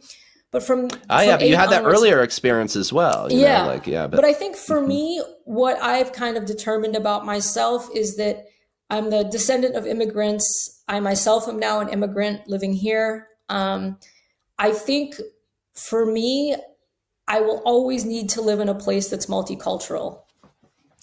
That I couldn't live anywhere that's a monoculture, because I think we miss out on exchange to some degree. I like being exposed to lots of different languages, lots of different attitudes, lots of different belief systems, even at the more superficial level, different food, different music, and different art. So I think for me, the most important factor is being exposed to lots of different people. I have friends from lots of different backgrounds, lots of different countries, lots of different belief systems. And this is super important to me because I feel like, I think it was modeled to me as a child. My father was a polyglot. He grew up, he's from the Bronx. He had friends of lots of different political backgrounds also, which I think is something we see rarer these days. He spoke multiple languages. So your dad, Herbert, right? Because I knew him, and I have very fond memories of him. And I was just finding he published an article on like Latin poets, I believe, and things. So and he had a very interesting wide spectrum of engagement. But he always seemed to me, especially as like a Colorado bumpkin, come to the city as like the kind of quintessential like New York urban, like well-rounded, but like open-hearted guy. Yeah. So. And no, well, thank you. First of all, I agree. But yeah, he loved, one of the things we loved doing together in New York, we'd go to Brighton Beach and kind of eat the pierogi or the pelmeni, or we'd go to Jackson Heights and eat the Indian buffet. Like we sort of made not use, but like we engaged fully with the city and all of its facets. And this was something that was so brilliant to me, And Berlin, I think New York is more, New York is much bigger, but I think it's more worldly than Berlin, but you still have a large immigrant population in Berlin. And I feel comfortable here as a result. So there could be a big city that's monocultural, or I wouldn't feel comfortable anymore for a lot of reasons. Even if the monoculture were my own culture, I still would feel weird because I still want to be around lots of different people. I feel like that keeps, I don't know, that's kind of what makes me feel alive in some ways, to always be learning new things, always be exposed to new things. So, but I also understand that, cities, I biked across the US when I was 20, and I remember running into some woman, I don't know. Like coast to coast? I remember coast to coast. Coast to Mm-hmm. coast. And this woman said, I remember we were jumping on a trampoline with some kids in, I don't know, Montana or something like that. I did this with my best friend, Sonia do Paoro. Mm-hmm. And I remember the mom was like, where are you from? I was like, oh, I'm from New York City. She's like, I don't want to deal with that busy crap, you know? And I hadn't really thought about it because in my, you know, city slicker. New Yorkers can be so elitist. Like everybody loves New York. Everybody wants to move here. But a lot of people are like, New York is a shithole. And now I'm out of New York and I'm a little bit like New York is a shithole. I mean, I love aspects of the city, but I also find it sort of a lot of aspects of it kind of inhumane. Yeah. That also and in a way that living outside of it, you can kind of see it. You can see it a little more differently. Is, like right? I'm much happier in Europe. I love having access to, I can go to Poland for the day. I can fly to Paris in an hour and a half. You know, it's just, it's a lot more connected to other places. It's kind of going into that multiculturalism. It's like even more accessible here. But, but I think for a lot of people, the city is too noisy, too crowded, too cluttered. They want to live with nature. They want to live in a small town. They don't want to breathe in dirty air. You know, I was in Sardinia. My brother and I went to Sardinia in 2018. And, you know, there are people there who are living into we met a guy who was 105, you know, Giulio Pudu. And he was living in this small town his whole life and everyone knew him. And they, you know, he was the great grandfather of the city, and everyone took, you know, this woman came and was bringing him soup when we met him. And I was like, is this your daughter? He's like, no, the whole community just comes for him, you know? And he wasn't isolated. He wasn't isolated at all. They actually had to take his bicycle away from him because he couldn't stop riding it because he didn't want to lose his independence. But I just remember like the community there for an old person. He wasn't living in some nursing home. He wasn't isolated in his house watching TV. He was outside in the sunshine, eating fresh foods. The air in the mountains of Sardinia is so nice to breathe. There's wild plants everywhere. Everything's just fresh. All the food is fresh. So I just think about that and I'm like, where would I rather be a really old person? In Berlin or in Sardinia, you know? And I think maybe there are people who have that wisdom where they're like, living in small towns is healthier. You know, it's better for you as you get older, you're less isolated. There's a community. The air is cleaner. The food is more fresh. I mean, it depends where you're living, of course. If you're living in small town Poland or something like that, it's different than if you're living, I'm thinking Mediterranean. You can hear me in like Italy and you know. Sure. Some small towns are maybe better than others. Some small towns are better than others. But I just think of that specifically because I remember the quality and it has to do with, so quality of life and life stage, or sorry to interrupt, but also, you know, like people think about, you know, like where you are in your life, like, as you said, where do you maybe want to grow old? Like there's a time and a place for everything. People sometimes like family decisions and things play into this, you know, jobs obviously and things, but just on a more existential level. Let me ask you, so this is like, if you have a few more minutes, do you have a few more minutes? Sure. Yeah, I do. Okay. I'll ask you one more substantial question because this is something I don't want to forget to ask. And I've been asking a lot of the initial guests. So it's just like, okay, and we've already touched on it to a certain degree. And it can connect to what you were saying before, but to spin it this way, like about death. So I've been asking everybody about death because this project and this podcast in some way relate to thinking about philosophy of one's life and existence and all that.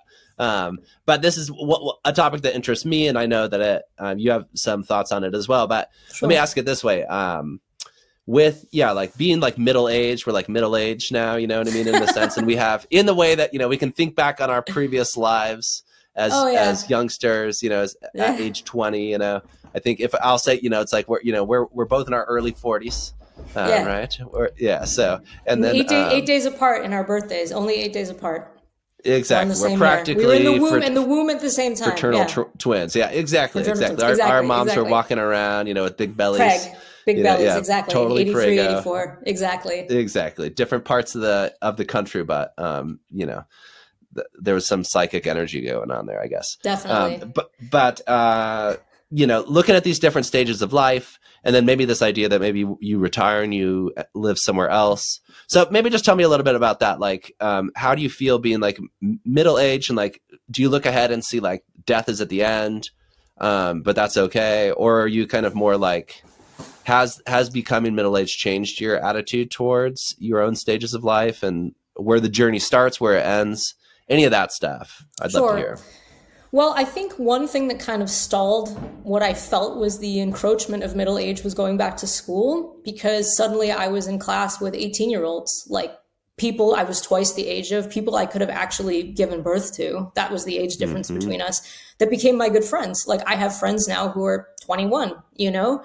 And of course it's not a completely equal friendship, you know, but people who I really care about, and we work together also on projects. So I think that somehow staved off this aging feeling, because if I'm hanging out with them, people don't know, I kind of slot in, like I think I look my age, but like when I'm hanging out with them, people don't see a 41-year-old hanging out with a bunch of mid-20s somethings, you know. They see, a group of young people. So I can kind of fake my way around that. And I think that's given me this sense of like, not complete immortality, but now that I'm doing exactly what I want to be doing with my life, which is making films, I don't feel this pressure anymore that I'm like, oh my God, I'm aging. I'm not going to get to do what I want. I'm doing exactly what I want. And I'm very happy about that. Sure. I think also, yeah. So in that sense, like aging is not like a limitation. It's not a limitation. It's, like, it's not stopping you from doing what you want to do. I think also because I didn't follow the normal path of like, I get married, I have kids, I do this, I do that. Like I didn't follow that normal path. And also we have friends of all ages. We have friends in their 60s. We have friends in their 50s. We have friends of every decade, basically. One time we went to go to a museum and we realized we had friends. They're born in the 40s, 50s, 60s, 70s, 2000s, like almost every decade was represented at in this outing. And I think it's great having friends of lot, because you have different perspectives and, you know, so this is something that I think keeps me from feeling the doom of aging somehow, that I still feel kind of youthful in a way. And I think one risk is that when you get old, let's say you're 96, one of my uncles was 96. And, you know, I remember him looking at the newspaper and he was like, oh, Janice Birnbaum passed away. I took her out on a few dates. And then having his coffee. Mm-hmm. And at a certain point, you just get used to everybody around you dying, you know, and maybe you get a bit lonely because all your friends are gone, your family's gone. But I think if you have young friends, I'm going to hopefully predecease all of my friends in their early 20s. So at the end, if we're still friends, I'm going to still have lots of friends. Yeah. You know, it's like I'm still going to have a lot of friends in there. If I'm dying at 110 or 120, you know, I'll have friends in their 90s. Hopefully, I'll still be around. But I think if you feel like you're living your life in a full way, and you're doing what you want to be doing, that this somehow staves off this aging feeling. I also haven't had any children yet. We have frozen embryos. We have 26 frozen embryos. Maybe that's also kept me feeling kind of youthful. I don't know. I mean, you have kids, so maybe you have more to say about that. But I think not having kids sort of means that like maybe I am still 28 on some level. You know, I'm not responsible for any other people yet but me. So I'm still kind of a prolonged youth in a way. So that's kind of also a theme maybe, but yeah. That's interesting. And that stuff's so hard to know, you know, it's hard to generalize. And, you know, I think that I mean, many would say that like whether you have children or not is like makes an existential difference. But what I always think about too is that there are just like, for some parents it does, for some it doesn't. And for some non-parents, you know, it's like some parents are really horrible, or they have their kids and then they just keep on living like they were before. Or there's some who are actively bad and it like kind of harms them, or it doesn't make them deeper, or, you know, it doesn't give them some special wisdom, you know, just like they're still fools. They were before, now they're parental fools. And, you know, I think people who don't have children can very often have a very strong connection with living children, or with childhood, or with whatever, you know, whatever might be the special sauce in that too. So for me, it's always more complicated than that, I guess. But but I see what your point, and it's almost like there is a certain sense of prolonged youth socially as well when it comes to that. One other thing I want to mention just about death is that I've actually thought a few times in my life that I was going to die. And in my film, I actually say on this, you know, there's an intertitle that says, I really believe I'm about to die. And that wasn't hyperbole. Like, I was throwing up for about 6 weeks straight. I wasn't able to keep even any water in my body. I was throwing up air at a certain point. And I was like, I'm going to die. I'm just going to disintegrate. Like, my body is starting to fall apart, you know? And I think when you come close to death in that way, and you really start thinking like, this is it, you're not thinking as much about, oh, will I ever live out my dreams? Oh, will I ever have kids? You're not thinking about these big questions. At least I wasn't. I was just thinking like, I'll never be able to wear a baseball hat again. I'll never be able to fry an egg again. I'll never be able to put a key in a lock again. Like, just these mundane things somehow, that it's like the line between living and death is so, to me, it just didn't touch on these big questions, these big life questions, as much as I'm not going to be like present anymore. I'm not going to be able to touch things anymore, you know? And I think it was really interesting because you might remember when my dad was dying, he was on his deathbed and he's sitting there and he said to you, actually, what do our favorite philosophers have to say about this? You know, I don't know if you remember that. And I do. Said, yeah, definitely. Yeah. You know, and he also said, can you imagine how I'm feeling right now as he's facing his death? He was diagnosed and died 7 weeks later. So he had some time to process this and write notes and kind of go through all these emotions. And he's like, can you imagine what I'm feeling right now? And before we could answer, he went, you can't, you know? So I think when your mortality is something really concrete, when a doctor says to you, it's over, you know, and where you know it's over, that's a very different feeling. I think that even though I felt like I was going to die, You know, it wasn't confirmed by anybody. The doctors weren't like, okay, Frau Siegel, it's the end for you. It was just, it was a feeling in my body. Yes. But it's very, very different than having that confirmed, that the end is nigh.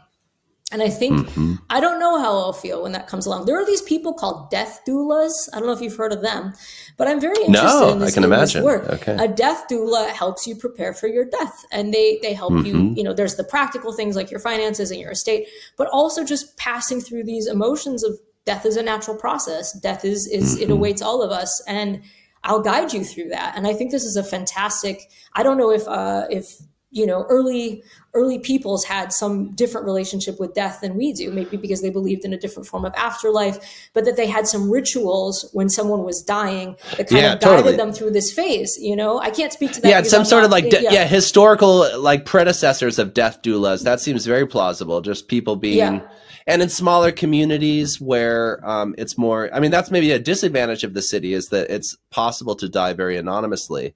I mean, not for everybody, but if you're in a small town, you know, like what you described in Sardinia or so, it's like, I mean, in that case of that very advanced age guy, like when he's on his deathbed, like people will be there to help him, or he'll have some support with that. I mean, but so many people don't have that. But that seems especially modern and like a problem with how humans, maybe in modernity, let's just say, relate to death. Because death then feels like something lonely and something unnatural. Yeah, exactly. So that death doula, that really would perform a valuable service. Exactly. And I think that's kind of what I was saying. You know, if you think of, I don't know if Giulio Pudu is still alive. I mean, like I said, this was, he was born in, I guess, he was born in 1913, right? So that would make him now, I guess that was 2018, that was 7 years ago. He would be like 112. Yeah, kind of hard for you know, kind of hard for a dude to get to that age. Is that like the Guinness Book of World Records? Like, women, old, like super centenarian women outnumber men by some crazy number. I can't remember what it was, but women tend to stay alive longer. So if Giulio were still alive at 112, I'd be quite surprised.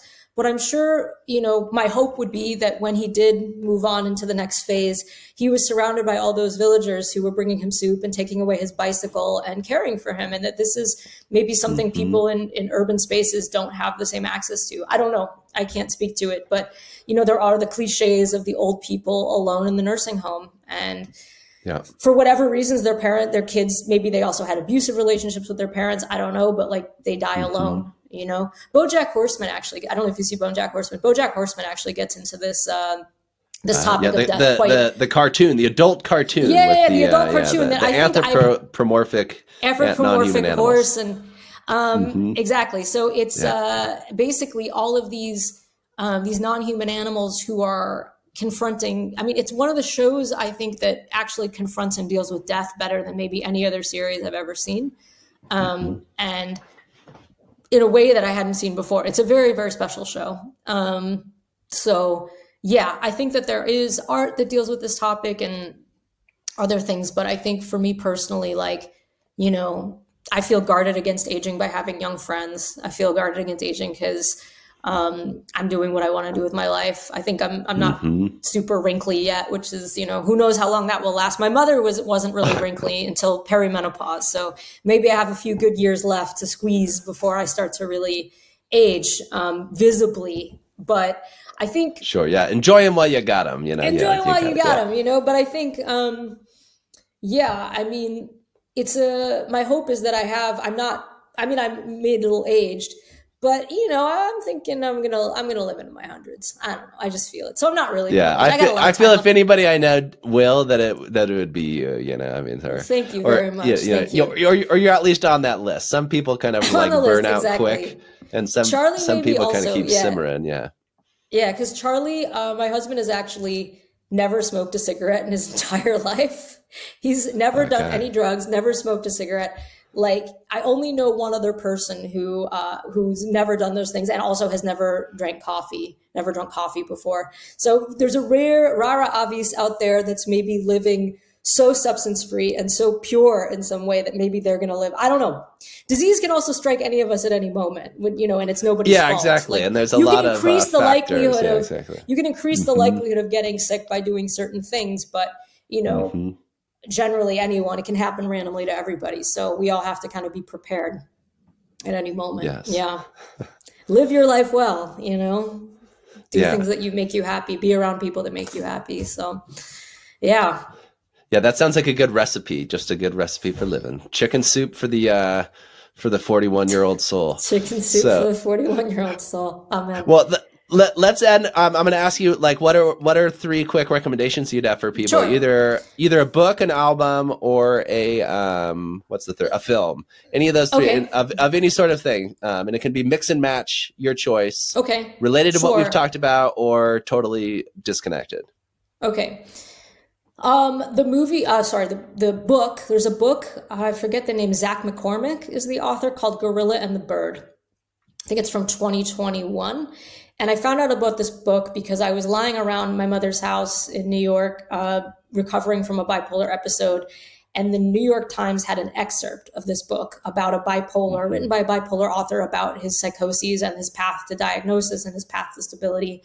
And the excerpt just was, I thought, really, really well written, really funny also. For me, humor is such a big part of mental illness, or hopefully is. Not for everybody, but for me, it's kind of like I can't get through it otherwise. But his book is super funny. I think it actually got picked up to become a series. And then the producer died. I haven't been keeping track of it too much, but Gorilla and the Bird, really, really interesting book about bipolar disorder, really well written, really funny. And the next, let me think of the next things. I wish I'd given more thought to this before I got on the call. No, it's good. Yeah.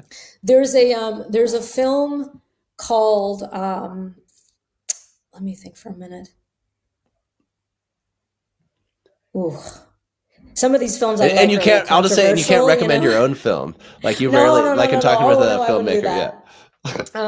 So I'm just trying to think of a film that's good, but maybe not so controversial, just because you don't want to get too controversial. You can go there. Okay, well, there's a film I really like. Think of what we've covered on our conversation thus far. It's not, it's been somewhat controversial in some regards. So there's a filmmaker, you might remember Todd Solondz. When I was 12, I saw Welcome to the Dollhouse by Todd Solondz, and this inspired me to make movies. A young female protagonist who was around my age after seeing Goonies and Revenge of the Nerds and all these kind of male-centered movies and Tom Hanks stuff and whatever you watch in the 80s when you're part of a young family. And then I saw this movie that was dealing with a girl and her issues. And I was like, wow, this is a life-changing film. And I really loved this filmmaker. He made, I don't know how many films. I think he's still making movies. He made 3 more brilliant films. And after that, I just stopped connecting with his films in the same way. I just, I felt like, at least for me, I feel like he made these brilliant movies, and then maybe his movies shifted away from me as an audience, or kind of what I respond to, which is fine, but that's just how it went. And he made the final film he made that I really liked was called Palindromes. And it's a film about, it's about a young girl. He makes great movies about kids who accidentally gets pregnant from having sex with kind of like one of a family friend's son when she's, I think, like 12 or 13. And she doesn't want to have an abortion, but her parents force her to have it. And then she goes on this kind of journey to refill her womb. She's like obsessed with having a baby. There's a little twist that I'm not going to spoil, but one of the things that's amazing about this film that I've never seen in any film since is that she's played by 8 different actors. Adult women, at one point, like I think a teen boy, but 8 different actors that kind of in look and in their behaviors, there's a wonderful feeling of continuity in the character. Like they all play the same character and you feel that, but they all also embody different states. Their appearances are very different. And that experimental element of the film, I think, just works beautifully. Maybe not everybody thinks so, but I did. And I watched the film recently within the last year, and it's from 2004. but it still felt very fresh to me. And it is kind of a rare movie. I think it premiered at Venice, which is a huge festival. I think it won some sort of accolade there, but then it didn't really move beyond the art house. And I think it is a difficult movie to sit through. Todd Solondz's films deal with a lot of very, very heavy topics. But I think if more people watch this film, it's an interesting work because, like what I was saying before, this intersection of mainstream and art, I think this is a good example because it's very, very simple to follow film. It's not opaque or impenetrable. It's a very simple story and well acted, well made, very, very unusual. So for me, that's a film I would hope more people would see. There are some like dicey elements in it, you know, that's why I would want, if you have any triggers, if you are anything that triggers you, any specific traumas or experiences you've had that a film could trigger, I would recommend reading about the film first to make sure that you are prepared for the themes that the film touches on. And, you know, if you're not, don't watch the film. Or if you are ready to confront those themes in a film, that you're at least prepared emotionally for that. So I would recommend, I'm not going to announce all the triggers, but if you are a person that has certain, is in need of content notes, that's, you know, the internet can spoil the whole world of media for you. So, you know, you can go ahead and look it up, but that would just be like, I feel weird recommending the film without giving some sort of warning that the content is quite intense. Sure. So, yeah. Well, I mean, we talked about your own film. I'll just interject, and it's, you know, it's like there's like a place, you know, it's like not every film has to be for everybody. Yeah. Right. I mean, I guess that goes with any art piece, and I'd say even with philosophy, like we should be okay with the fact that, you know, certain things like work on a level that not everybody's going to be able to appreciate or handle or like or need to have contact with. But and I'll just also say that like your description of that film, it also like makes me, you know, like your background as a film journalist like reemerged, like so clearly you have such a great way of framing films and what they do and such. So but in any case, what's your third recommendation? Can I recommend my friend's album? Yeah. Can I recommend my friend's album? Is that, I'm not recommending anything I've made myself, but can I recommend? Yeah, no, Sonia, I think they're adjacent. My best friend. Yeah, there's exactly. a room for this. If I didn't like her music, like I have friends who make art and maybe I don't connect with it, but I still support them, right? But I really love her music. I think it's extremely spiritual. It's influenced by a lot of experiences, like I said, with psychedelia, with healing, with all these things. She was also a yoga teacher. And she's very in touch with, you know, I think human suffering in a way. She's really spent a lot of time helping people heal through psychedelics and, you know, dealing with traumas and all these things. And I think it's real for her. It's not just some sort of posturing like, oh, I'm some spiritual, you know, spiritual woman who's, you know, I mean, I think she's really devoted her life to this in a real and tangible, meaningful way. And she has a new album coming out in, I think, April or May. It's, I think, going to be her best work yet. Since it's not out yet, what I can say is that she did a song called Divine Surrendering. And it's on Spotify and it's on YouTube. And people, I think, have chosen this song to give birth to. There are people who've given birth to the song, people who've chosen to have the song playing when they die. The song is absolutely beautiful. It's haunting. It has this lovely piano accompaniment, but her voice is really foregrounded. And I think the song is just a miniature masterpiece. And I would think this even if she weren't my best friend. I think it's, the moment I heard it, I was like, this is a transportive, is that a word? Transportive piece of art. Just beautiful, spiritual, haunting, just this bursting with life. So the 3 recommendations, once again, Gorilla and the Bird. Recap. Gorilla and the Bird by Zack McCormick, Palindromes, a film by Todd Solondz. So we have 1 book, 1 movie, and then a song, which is Paoro's song Divine Surrendering. I forget the name of the guy she wrote it with. Devin Gotti, I think, is the name of the co-writer. And he plays piano on this piece. And he's a really incredible composer also. So this was a beautiful melding of their talents. They're also very good friends. And they made this song together with just her voice his, his piano accompaniment, writing it together. And then I guess they had some mix and mastering. Somebody produced it. So I don't know exactly how many personnel were on the song, but like I said, I think it's beautiful. And I think they probably also play it, if you've ever gone to a yoga class and afterwards you do Shavasana and everyone's like lying around and they play some like peaceful song.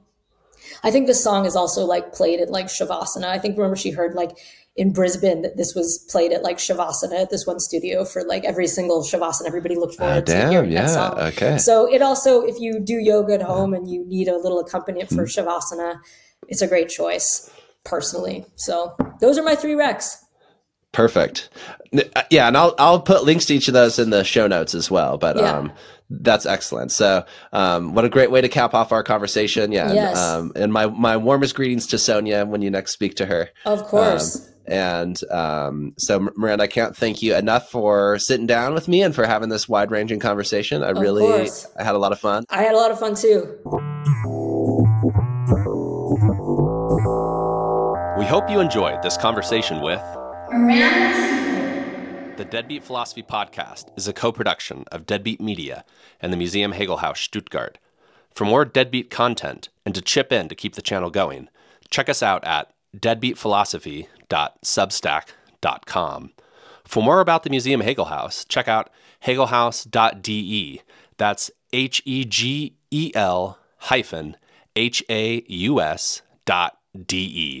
Adios and auf Wiedersehen.